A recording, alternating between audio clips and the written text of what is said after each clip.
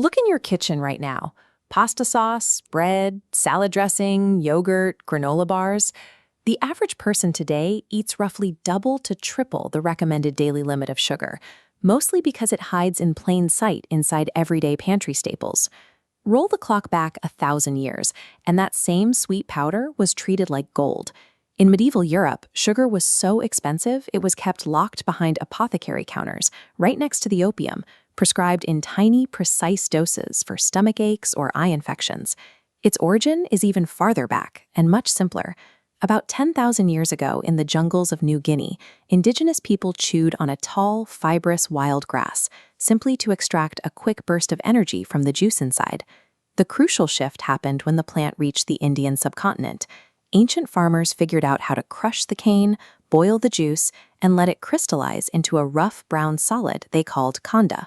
That single chemical trick of crystallization broke the plant's limits. Sweetness was no longer trapped inside a rotting stalk tied to tropical soil. It was now a durable, immortal product that could be packed into bags and traded across the ocean. During the Islamic Golden Age, Arab chemists took this process further, perfecting the refinement of pure white crystals. When European crusaders arrived in the Middle East centuries later, they tasted this refined spice and hauled it back home alongside their swords and holy relics. Venice quickly seized the opportunity. Sitting perfectly at the crossroads of East and West, Venetian merchants began importing raw Middle Eastern sugar in bulk, refining it themselves, and selling it across Europe at a staggering markup. But Europe faced a severe geographical problem. Their royals and elites had developed an intense addiction to this luxury, but sugarcane requires a tropical climate. It dies in European winters. The entire continent was completely reliant on expensive, unpredictable trade routes controlled by the Islamic world. This geographical trap created immense economic pressure. European empires had a massive appetite for a crop they could not grow themselves, and that bottleneck forced them to search for new land to plant it on, and to engineer a horrific system to harvest it. Once European explorers crossed the Atlantic and hit the Caribbean and the islands off the African coast, they found exactly what they were looking for: the perfect heat, the perfect soil, and endless acres to build their own supply chain. But processing sugar is a 24-hour meat grinder. Workers had to harvest cane by hand in extreme heat and immediately feed it into heavy crushing rollers before the juice spoiled. To scale this deadly operation, Portugal and other colonial powers imported millions of enslaved Africans, intentionally working them to death and buying replacements to maximize their yield. In 1791, the system broke. Enslaved workers in the French colony of Saint-Domingue, what we now call Haiti, rose up.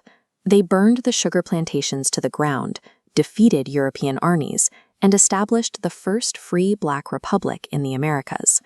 This map shows the massive territory controlled by France in North America at the time.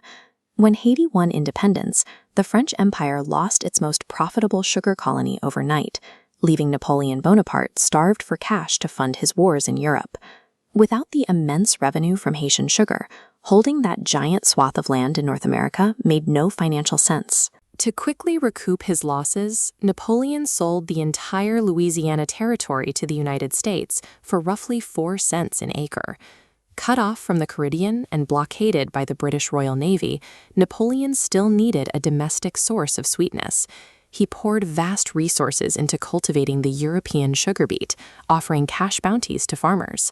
By 1813, France was producing millions of pounds of beet sugar, shattering the tropical cane monopoly that had controlled the market for millennia.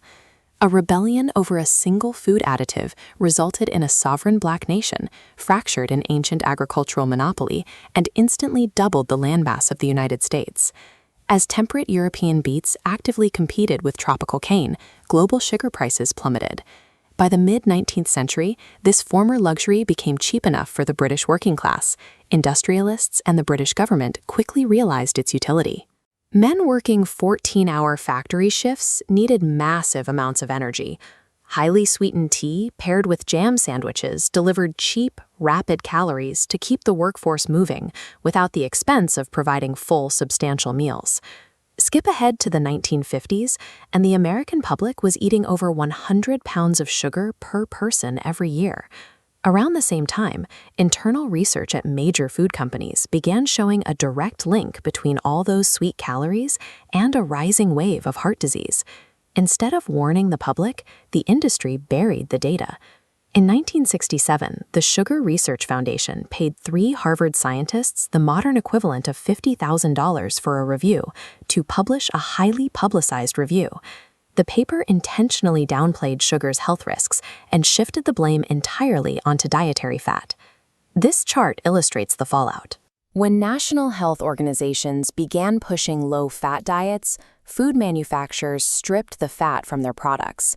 To replace the lost flavor, they pumped everything full of sugar, causing a sharp spike in added sugar intake that mirrors the exact timeline of modern obesity and diabetes trends. Corporate executives knowingly sacrificed global public health to protect their profit margins. They took the exact playbook used by the tobacco industry, creating doubt, attacking critics, funding friendly research, and applied it to the core elements of the human diet. The food supply took a final hit in the early 1970s when Japanese scientists developed a brand new chemical method to efficiently convert starch from heavily subsidized corn crops into a cheap liquid known as high-fructose corn syrup. Because it was cheaper to transport and blended smoother into liquids, high-fructose corn syrup rapidly replaced cane sugar in sodas and processed foods. Its liquid state easily masked the staggering volume of sweetness being pumped into a single bottle. Today, over 40% of American adults are classified as obese, and nearly 100 million have diabetes or prediabetes. This crisis is fueled by a global agricultural machine pumping out over 180 million tons of sugar every single year. What started as a wild, fibrous grass chewed for energy in the jungles of New Guinea was engineered into the most heavily utilized crop on Earth. It built immense fortunes, crushed massive empires, and mapped the modern world. We optimized a plant until it became inescapable, and then we built our entire society around it.